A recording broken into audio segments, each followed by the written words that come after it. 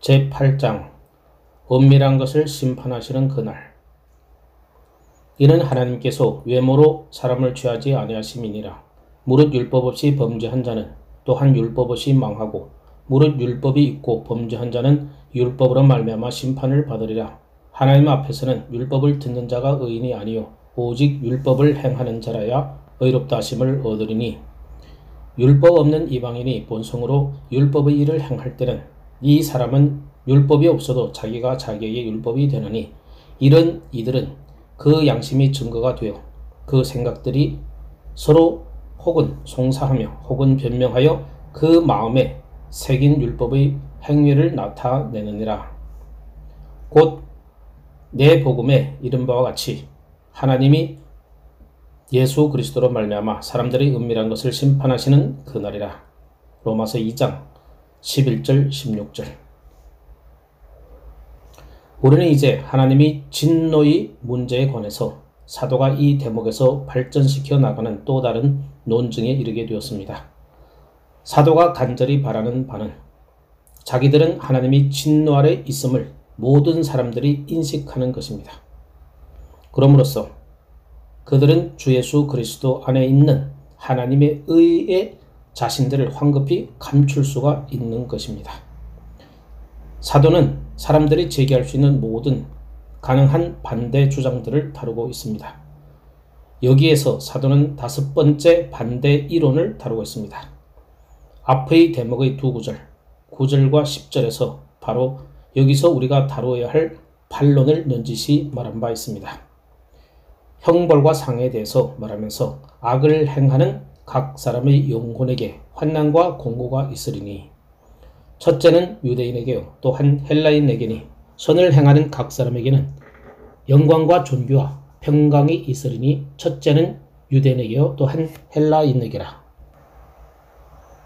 여기서 그는 첫째는 유대인에게요 또한 헬라인에게며 라는 그의 진술을 거론합니다.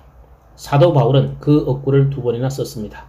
사도는 그것이 그처럼 중요하다고 생각했기 때문입니다.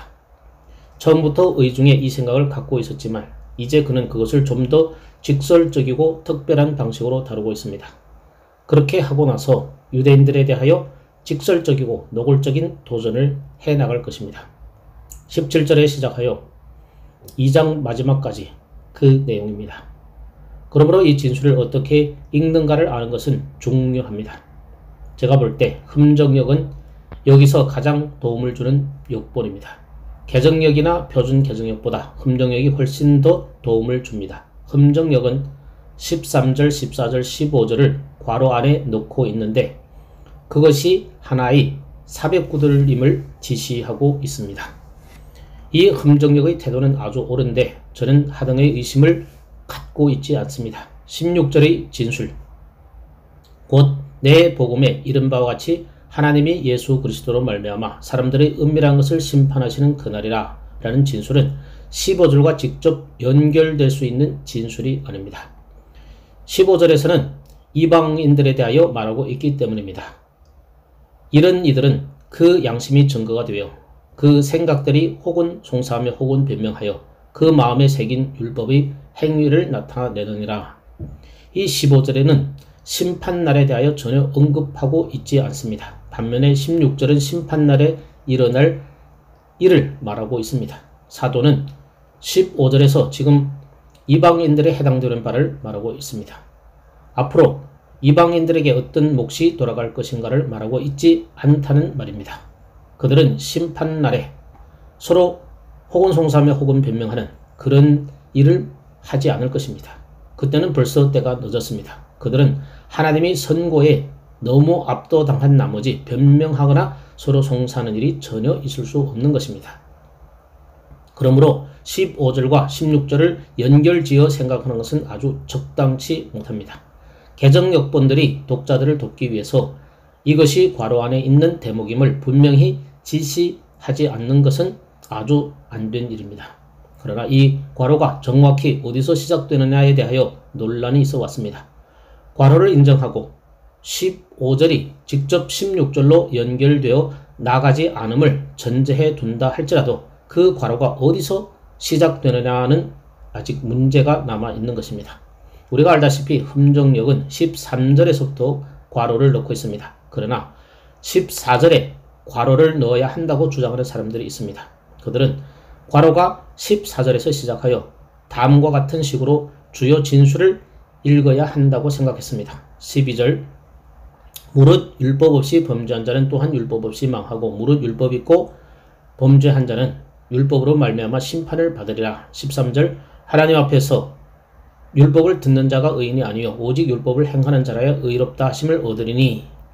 16절 곧 내 복음에 이른 바와 같이 하나님이 예수 그리스도로 말미암아 사람들의 은밀한 것을 심판하시는 그날이라.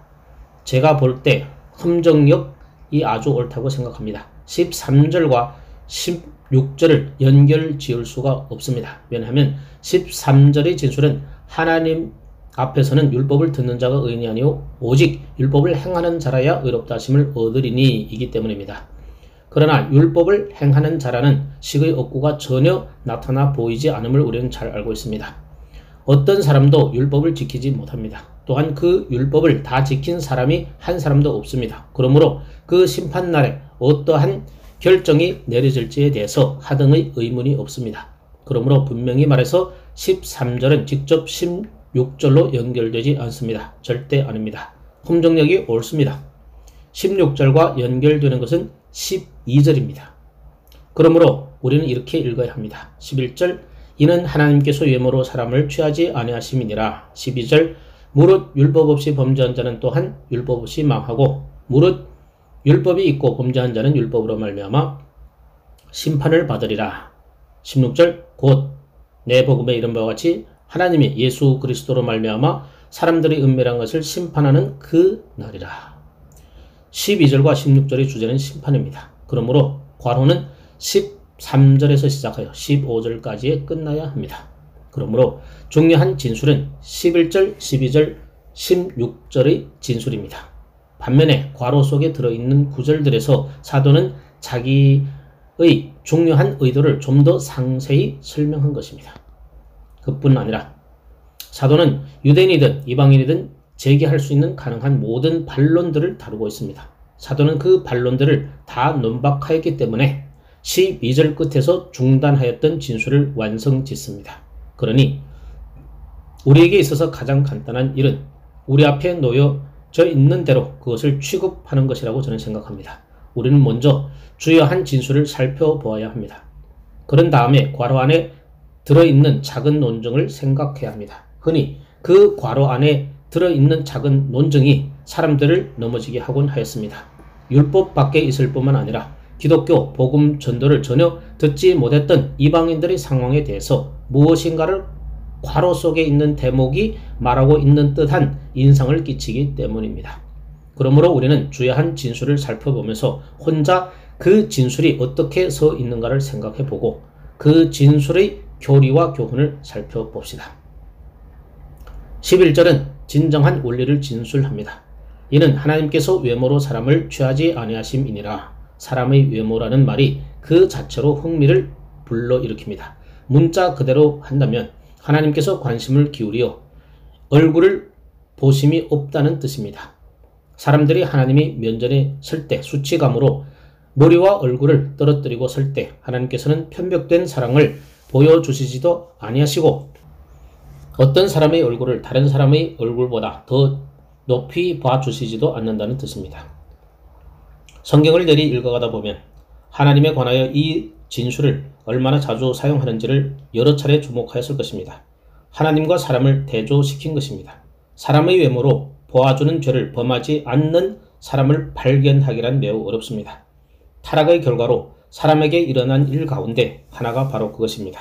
어떤 인간이라도 정직하거나 편백되지 아니한 판단을 내리는 것은 매우 어렵습니다. 우리는 다른 여러 가지 사항들을 생각함으로써 영향을 받습니다.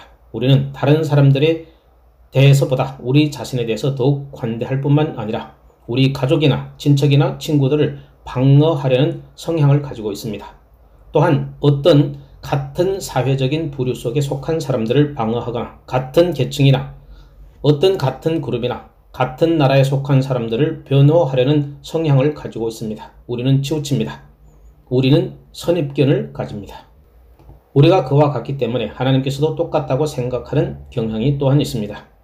사도가 바로 여기서 그 점을 다루고 있습니다. 하나님께서 전혀 그와 같지 않다는 것을 절대적이고 근본적인 전제로 설정하여 놓고 있습니다. 하나님께서 판단하실 때마다 사람을 외모로 판단하는 일이 전혀 없습니다. 우리는 언제나 그 점을 염두에 두어야 합니다. 하나님께서는 언제나 의로우십니다.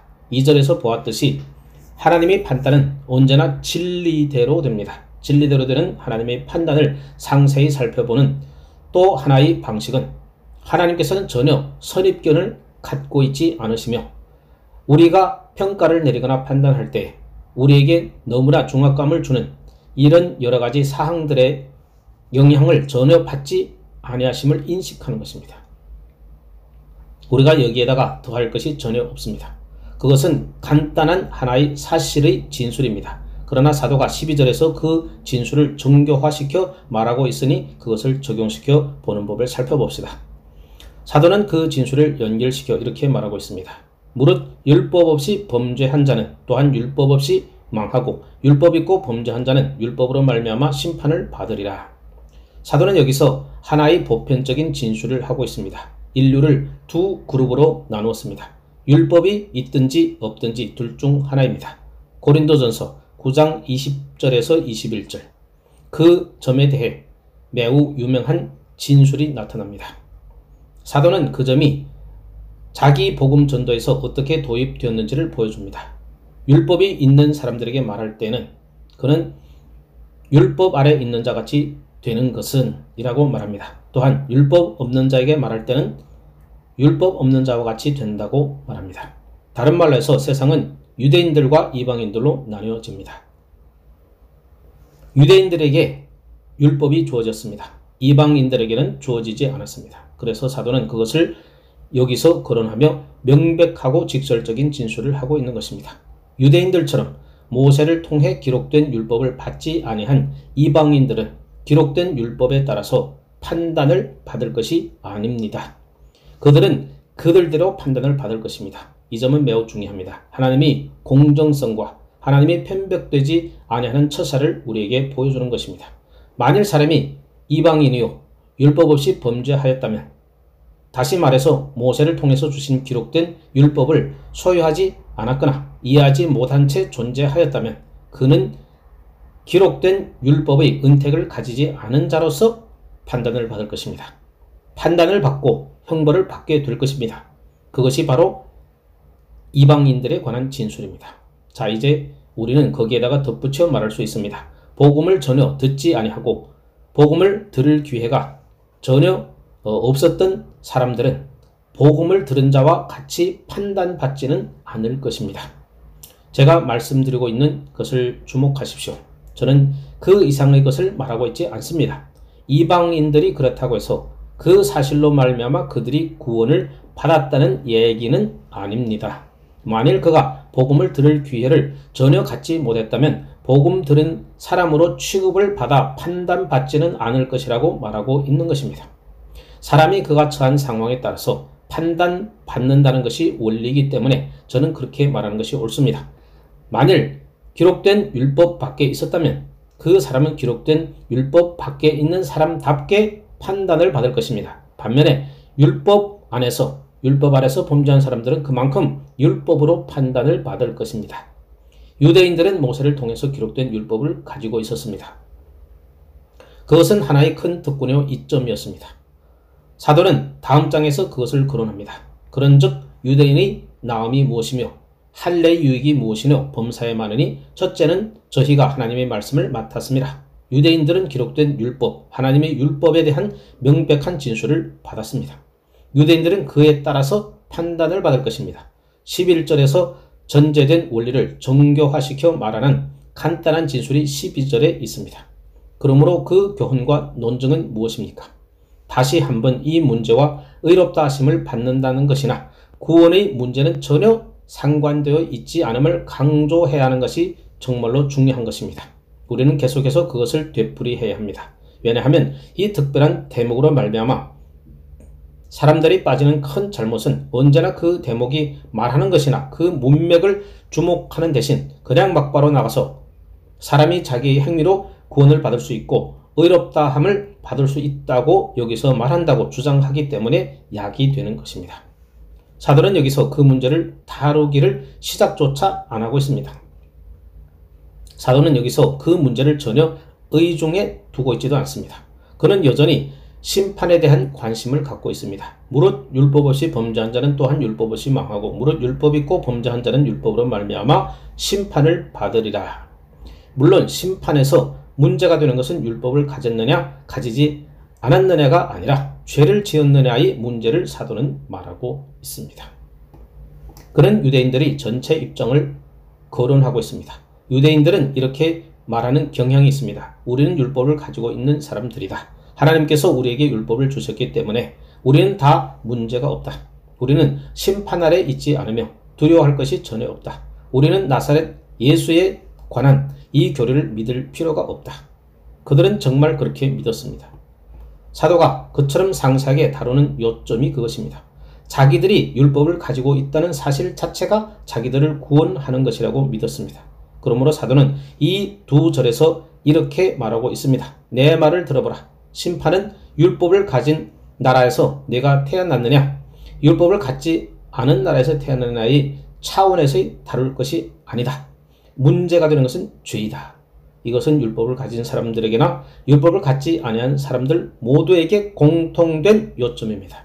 무릇 율법 없이 범죄한 자는 또한 율법 없이 망하고 무릇 율법 있고 범죄한 자는 율법으로 말미암아 심판을 받으리라. 일단 이 심판의 문제에 나오게 되면 그 외에 다른 것은 전혀 문제가 되지 않습니다. 하나님의 공평성이 바로 여기에서 드러납니다. 하나님께서 율법을 유대인들에게 주었고 그렇다고 해서 유대인들이 하나님의 편애를 받는 것은 아닙니다. 결코 아닙니다. 심판대에서 주어질 오직 한 가지 질문은 죄에 대해서 어떠하냐? 너희 삶이 어떠하냐? 내가 무엇을 행하였느냐? 그것일 것입니다. 심판은 죄의 문제에만 관심을 가지고 주어질 것입니다. 만일 범죄하였다면 그가 누구이든 문제가 되지 않습니다. 유대인이든 이방인이든 그것이 전혀 차이를 가져오지 못합니다. 교회의 지체였든 아니면 교회에 다니지 않는 사람이건 전혀 문제가 되지 않습니다. 또는 죄를 범하였다면 영국의 가장 성도다운 가정에서 태어났다 할지라도 문제가 되지 않습니다. 죄를 범하였으면 죄를 범한 것이고 죄에 따라 심판을 받을 것입니다. 사도가 바로 그 점을 말하고 있는 것입니다. 그러므로 하나님께 돌아서서 그러나 하나님께서는 제가 누구인지 모르시는군요. 제가 일단 신앙 고백을 하였음을 모르시는군요. 제가 교회에 속해 있어요. 제가 어떤 가정에서 태어났는지 하나님은 모르세요. 또한 제가 어느 나라 백성인지도 모르시는군요. 라고 말해도 전혀 소용이 없습니다. 그것은 전혀 이치에 맞지 않은 소리입니다. 하나님께서는 사람을 외모로 취하지 않으십니다. 율법을 가졌든 가지지 않았든 조금도 차이를 만들지 않습니다. 바울이 앞 대목에서 말한 바와 같이 심판은 행한 대로 주어집니다. 여기서 사도는 행함의 죄악적인 성격의 국면을 특별히 강조하고 있습니다. 그것이 바로 사도의 주요 논증입니다. 그러나 여기서 우리는 역시 그가 사용한 용어를 주목해야 합니다. 사도가 어떻게 우리 시선을 다른 데로 돌리지 아니하고 계속해서 이것을 되풀이 말하고 있는지 그 방식을 살펴보십시오. 12절에 있는 망하다라는 말을 저는 생각하고 있는 것입니다. 무릇 율법 없이 범죄한 자는 율법 없이 망하고 무릇 율법 있고 범죄한 자는 율법으로 말미암아 심판을 받으리라. 그것이 바로 언제나 죄의 심판의 진상입니다. 성경 어디에서고 그것을 발견할 것입니다. 현대인이 그 같은 개념을 좋아하지 않으며 그래서 성경에서 그것을 뽑아버리려고 한다는 것을 저는 압니다. 그러나 그것을 성경에서 뽑아버리면 그에게 남는 것은 무엇이겠습니까? 죄의 형벌을 언급하는 구절을 다 뽑아버리십시오. 그리하면 어떻게 되겠습니까? 무엇이 남겠습니까? 이방인들에 대한 분명한 진술이 여기에 있습니다. 무릇 율법 없이 범죄한 자는 또한 율법 없이 망하고 망한다. 망한다는 것은 글자 그대로 망한다는 뜻입니다. 그것은 존재가 없어진다는 것이 아닙니다. 영생의 반대 몫을 차지한다는 것입니다. 영원한 멸망과 같은 것은 없습니다. 구더기가 죽지 아니하고 불이 꺼지지 않는 곳과 같은 것입니다. 하나님의 생명 밖에 있는 사람들의 상태가 그러합니다. 거기서 무서운 경고가 있습니다. 우리는 위험천만하게도 그 사실을 무시해 버립니다. 이제 이 12절에서 드러나는 특별한 어형의 변화를 주목했는지 모르겠습니다. 무릇 율법 없이 범죄한 자는 또한 율법 없이 망하고 무릇 율법 있고 범죄한 자는 율법으로 말미암아 망하리라고 되어 있습니까? 아닙니다. 율법으로 말미암아 심판을 받으리라로 되어 있습니다. 어째서 그러한 차이가 있다고 생각하십니까?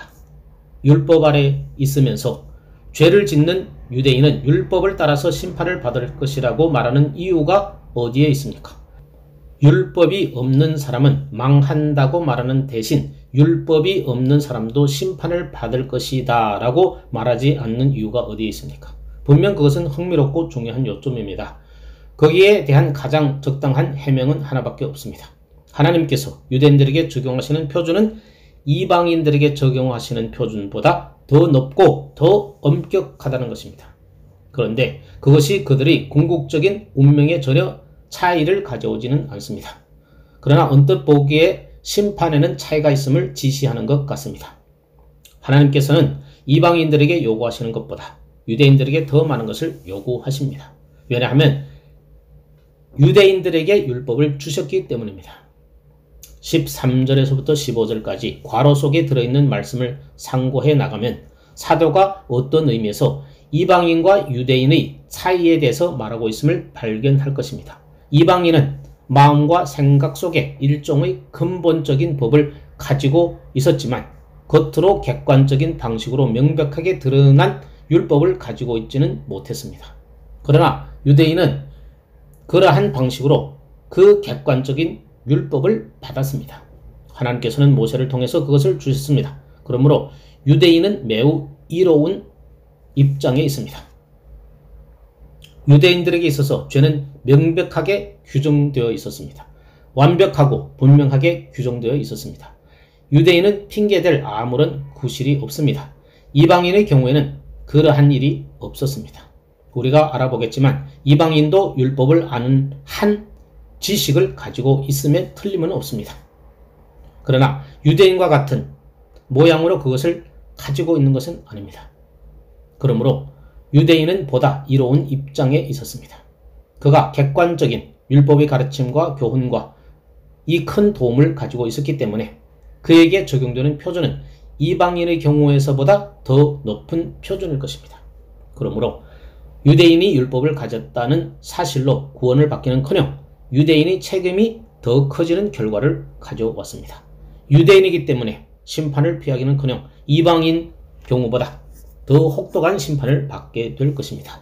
누가복음 12장 41절에서 48절까지 우리 복되신 주님께서 두 부류의 종들을 구분지어 말씀하셨습니다. 주인의 뜻을 알고도 예비치 아니하고 그 뜻대로 행치 아니한 종은 많이 맞을 것이요 알지 못하고 맞을 일을 행한 종은 적게 맞으리라. 무릇 많이 받은 자에게는 많이 찾을 것이요 많이 맡은 자에게는 더 많이 달라 할 것이라. 제가 볼 때 예수님이 그 비유에 대해서 사도가 여기서 완벽한 주석을 달고 있는 것입니다.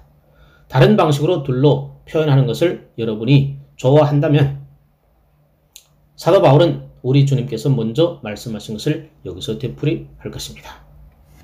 이 점에 대해서 우리는 명백해야 합니다. 죄악적인 이방인과 죄악적인 유대인은 다 함께 멸망받게 될 것입니다. 그러나 유대인은 자기의 죄로 인해서 당하는 형벌과 고난이 이방인의 것보다 클 것이라는 명백한 가르침이 여기에서 보입니다. 그것은 완전히 공의롭고 합당한 일입니다. 유대인은 이로운 점을 가졌습니다. 더 큰 기회와 더 큰 빛을 가졌습니다. 그러므로 그가 가진 빛에 따라서 판단을 받아야 합니다. 자, 이것은 이 특별한 진술을 이해하는 데 있어서 매우 중요할 뿐만 아니라 그것이 우리 모두에게 적용되기 때문에 중요합니다.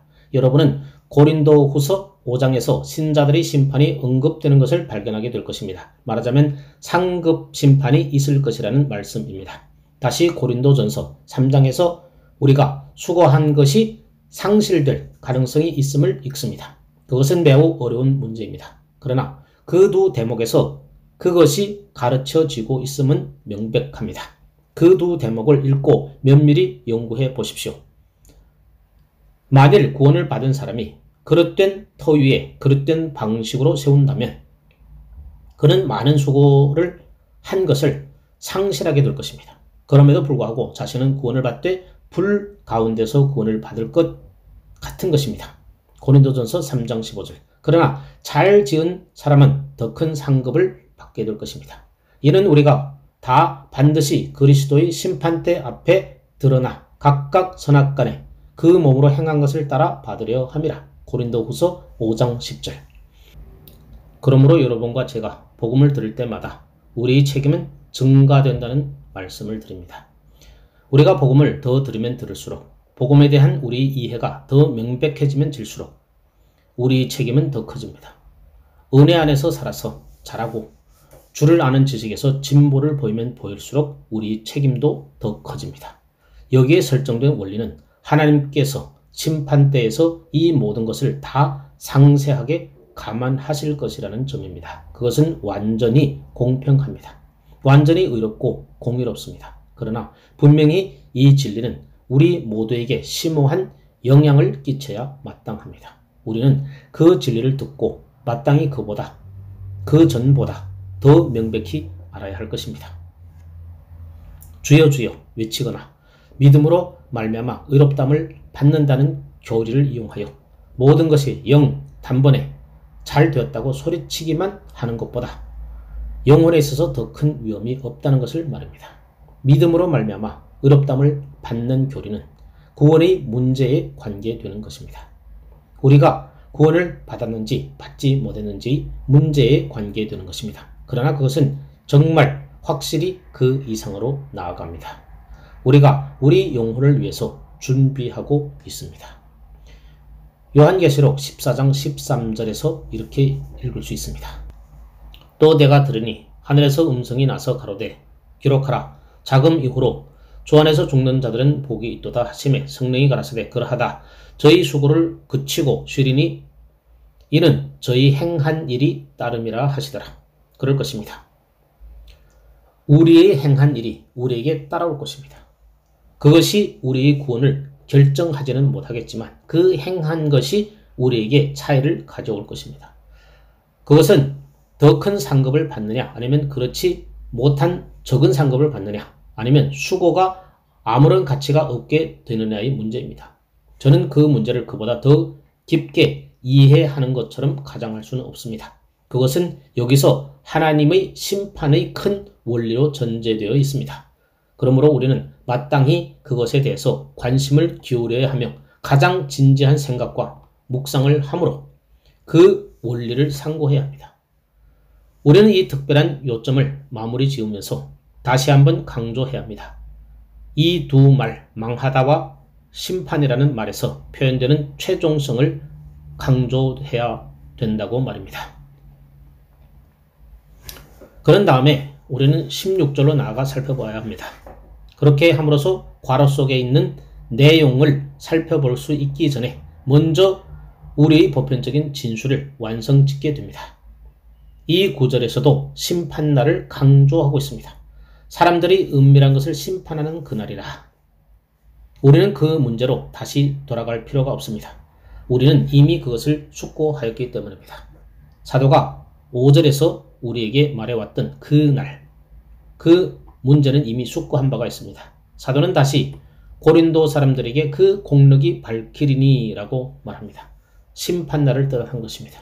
그러나 다시 사도가 말하는 그 다음 요점을 주목해야 합니다. 심판은 예수 그리스도로 말미암아 행사될 것입니다. 곧 내 복음에 이른 바와 같이 하나님이 예수 그리스도로 말미암아 사람들이 은밀한 것을 심판하시는 그 날이라. 여러분도 기억하다시피 우리 주님께서는 요한복음 5장 22절에서 그 점을 매우 분명히 진술하셨습니다. 아버지께서 아무도 심판하지 아니하시고 심판을 다 아들에게 맡기셨으니 다시 26절에서 29절까지 이렇게 말씀하십니다. 아버지께서 자기 속에 생명이 있음같이 아들에게도 생명을 주어 그 속에 있게 하셨고 또 인자됨을 인하여 심판하는 권세를 주셨느니라. 이를 기이 여기지 말라. 무덤 속에 있는 자가 다 그의 음성을 들을 때가 오나니 선한 일을 행하는 자는 생명의 부활로 악한 일을 행한 자는 심판의 부활로 나오리라. 바울이 여기서 바로 그것을 바라고 있는 것입니다. 예수 그리스도는 심판장이십니다. 예수님께서는 두 부류의 최종적인 운명을 결정지으실 것입니다. 이것 아니면 저것을 말씀하실 것입니다. 생명의 부활 아니면 심판의 부활, 저주의 부활일 것입니다. 여러분은 그 억구를 주목해 보십시오.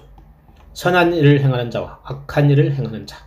그러나 예수님은 심판장이십니다. 사도 바울은 아덴에서 설교하면서 같은 것을 말했습니다. 알지 못하던 시대에는 하나님이 허물지 아니하셨거니와 이제는 어디든지 사람을 다 명하사 회개하라 하셨으니 이는 정하신 사람으로 하여금 천하를 공의로 심판할 날을 작정하시고 이에 저를 죽은 자 가운데서 다시 살리신 것으로 모든 사람들에게 믿을 만한 증거를 주셨음이니라 하니라. 사도행전 17장 30절 31절. 예수 그리스도의 부활은 다른 모든 것을 함축하여 예수님이 세상의 심판자이심을 선포합니다. 그 예수 그리스도의 부활을 통해서 그 사실이 공표되고 확정된 것입니다. 어째서 이러한 일이 행해졌느냐고 생각을 사변적으로 끌어보아도 좋을까요? 우리 주님께서 친히 우리에게 한 실마리를 주셨습니다. 주님이 인자됨을 인하여 심판하는 권세를 아버지께서 주셨다고 말씀하십니다. 경외하는 심정으로 저는 이렇게 말씀드려도 좋을지 모르겠습니다. 그에게 그 심판한 권세가 주어진 것은 부분적으로 그가 스스로 자신을 낮추시고 그렇게 낮은 데까지 내려오셨기 때문에 상급으로 주어진 것이라고 말입니다. 바울은 빌립보서 2장에서 그 점을 넌지시 말씀하십니다. 거기에 보면 우리 주님께서 자신을 비어 그의 영원한 영광을 벗으시고 사망에 복종하시어 십자가에 못 박혀 죽으신 모습을 우리에게 묘사한 사도는 계속해서 말합니다. 이러므로 바로 그 때문에 하나님이 그를 지극히 높여 모든 이름 위에 뛰어난 이름을 주사 그렇습니다. 그는 당신이 낮아지신 데 대한 상급으로 심판장이 되십니다. 그가 인자가 되시기 때문에 심판장이십니다. 이러한 새로운 인류의 머리가 되셨기 때문에 심판장이십니다. 그 점은 마지막 요점으로 우리를 인도합니다. 어떤 사람도 심판이 절대로 공평한 것은 아니라고 말하지 못하게끔 하기 위해서 그는 심판장이십니다. 우리는 그분을 우리의 대제사장으로 생각하기를 좋아합니다. 그는 우리의 연약을 몸소 체험하신 분이시고 그는 인자 되시고 스스로 인성을 취하셨기 때문에 우리의 대제사장이십니다. 그렇게 말하는 것은 정말 옳습니다. 그러나 그 이상이 있습니다. 그는 한 사람으로서 여기 계셨고 한 사람으로서 여기 지상에서 삶을 영위하였었습니다. 그는 율법 아래 계셨습니다. 그리고 그의 심판은 공평합니다. 사람들은 언제나 하나님의 성품을 공격할 준비를 하고 있습니다. 하나님께서 우리를 어떻게 심판하실 수 있는가? 그처럼 멀리 떨어져 계시고 하늘에 계시며 우리는 이 땅에 있는데 그분이 어떻게 우리를 심판하실 수 있는가? 그분은 인성을 이해하지 못하고 이 세상에서의 인간의 조건과 삶을 이해하지 못한다. 심판은 이 모든 것을 겪으신 분의 손안에 있습니다. 그는 그것에 대하여 모든 것을 아십니다. 그는 하나님으로서 뿐만 아니라 사람으로서 이 세상에 사셨고 율법 아래서 고통을 받으셨으며 죄는 없으셨습니다. 그러므로 그는 심판장이십니다. 모든 입을 막고 하나님께서 모든 것 중에서 모든 것 되심을 드러나기 위해서 그는 심판장이십니다. 그 심판은 예수 그리스도로 말미암아 시행됩니다. 더 나아가 바울이 다시 여기서 강조하는 것을 저도 강조하겠습니다. 그날에 주 예수 그리스도께서 우리를 판단하시고 사람들이 은밀한 것을 판단하실 것입니다. 사도 바울이 이것을 우리에게 말하는 것은 우리가 우리 행위를 따라서 판단받을 뿐만 아니라 우리에게 해당되는 모든 것을 따라서 판단받을 것임을 생각나게 하기 위함입니다. 바리새인은 외면적인 방면에서나 행동에 있어서 매우 좋은 모습을 보일 수 있었습니다. 우리 주님께서 말씀하셨습니다. 너희는 잔과 주발의 겉은 깨끗하게 하는 사람들이다. 그러나 너희 속인즉 탐욕과 악독이 가득하도다. 누가복음 11장 39절. 이는 가공스러운 사상입니다. 그러나 그 사상이 여기 성경에 있습니다. 우리는 우리 행실과 행함을 따라서 판단받을 것입니다. 그러나 주님께서 친히 말씀하셨듯이 우리가 한 모든 무익한 말로 말미암아 판단을 받을 것입니다. 마태복음 12장 36절. 그뿐만 아니라 우리 모든 생각, 우리 모든 상상, 우리가 생각으로 궁리하고 마음먹었고 마음속에서나 상상으로 지은 모든 것에 따라서 판단을 받을 것입니다. 그것이 바로 성경의 가르침입니다. 사람들의 은밀한 것들. 바울이 우리 은밀한 것을 따라서 판단받을 것이라고 말하고 있지는 않습니다. 외면적인 행동뿐만 아니라 우리 은밀한 것들이 다 드러나게 될 것이라는 말입니다. 히브리서 기자가 말한 것과 같습니다.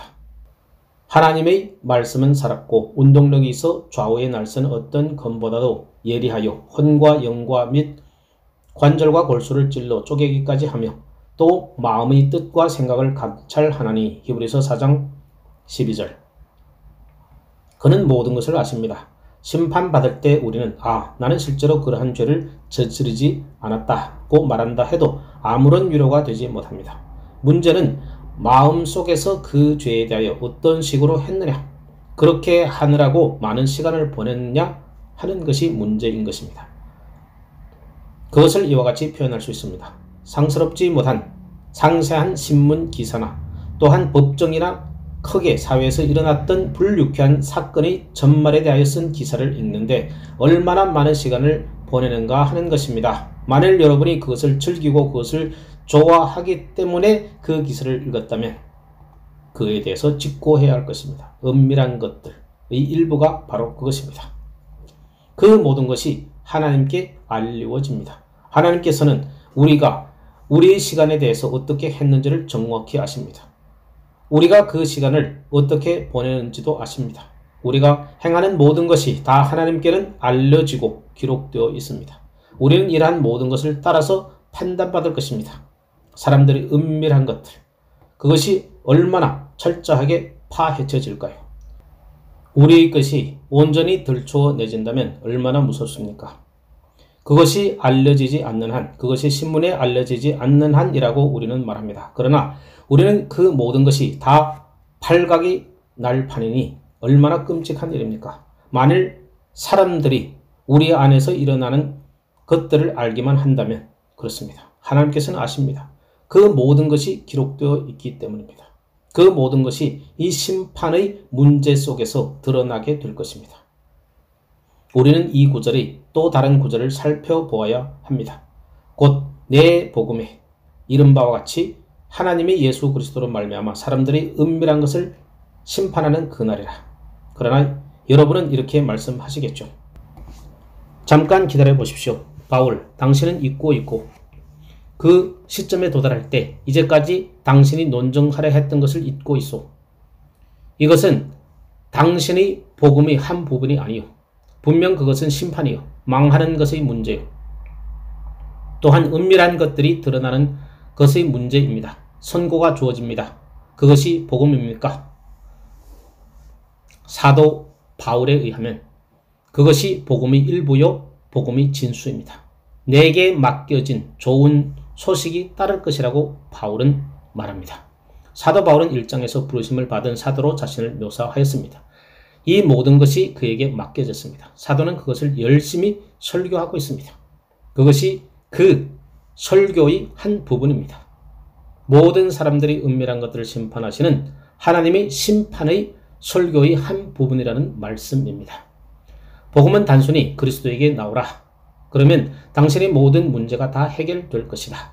그리고 내일은 새롭고 더 가벼운 발걸음으로 걷게 될 것이다. 라고 말한다든지 나는 하루 종일 행복해. 라고 말하는 것이 아닙니다. 그것은 복음이 전혀 아닙니다.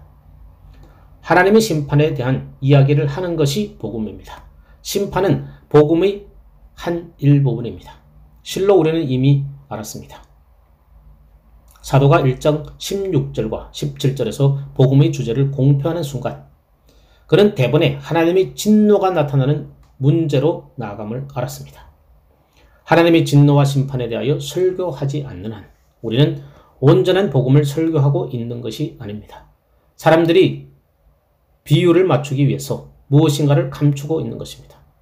물론 논증은 이러합니다. 우리 모두 그러한 논증에 익숙해 있습니다. 현대인은 그러한 유의 설교자를 좋아하지 않는다.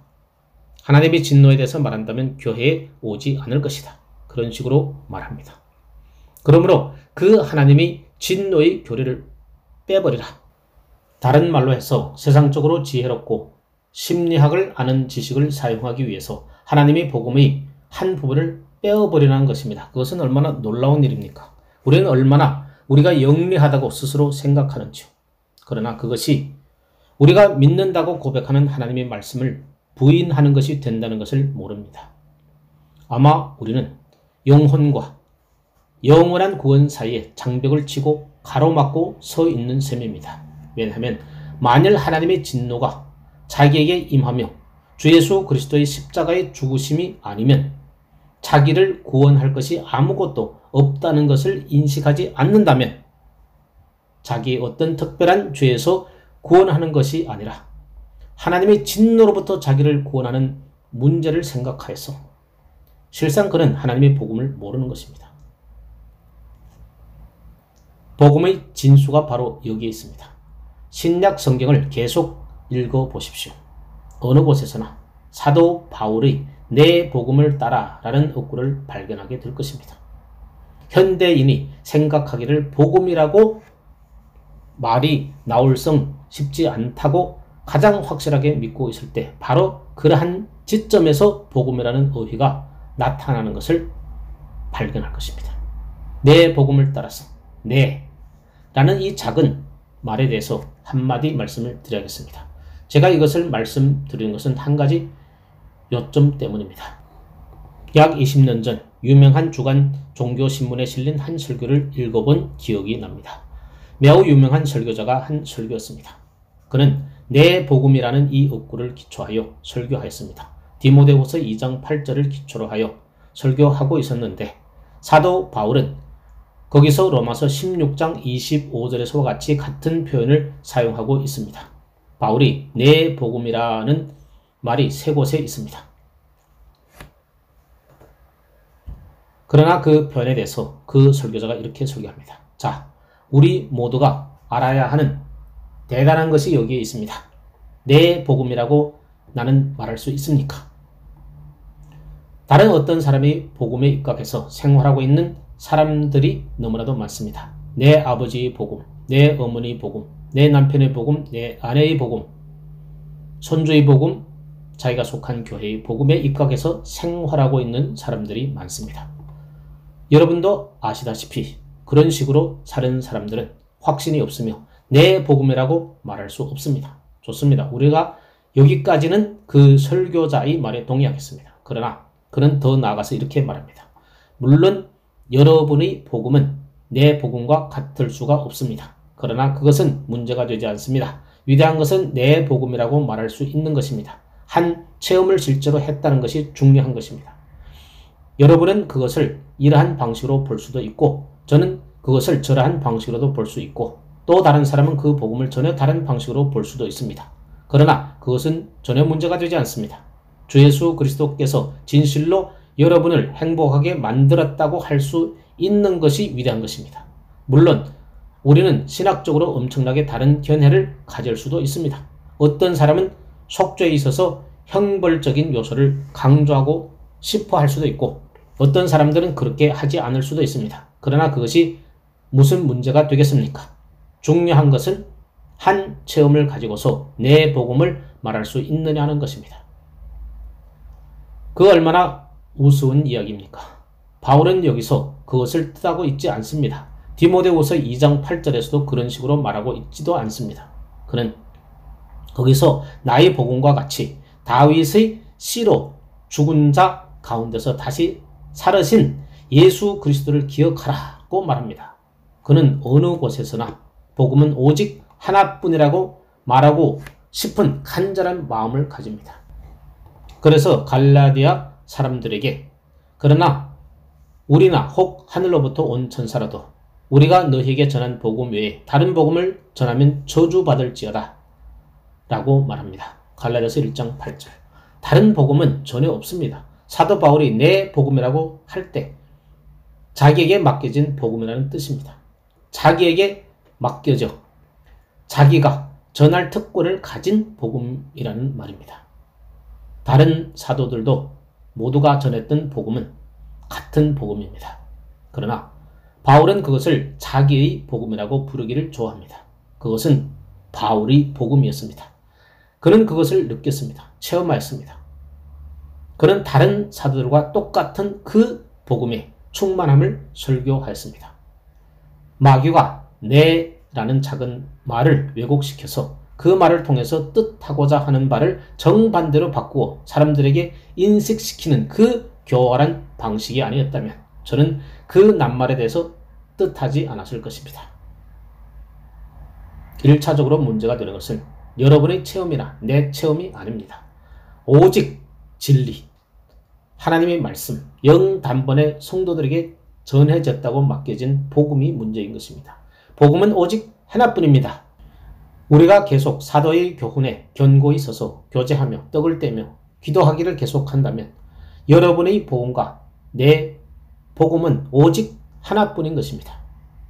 이 닦아둔 외에 능히 다른 터를 닦아둘 자가 없으니 이것이 바로 오직 유일한 복음입니다. 우리 모두 그 복음을 우리 복음으로도 생각할 수 있는 은혜를 허락하옵소서. 아멘.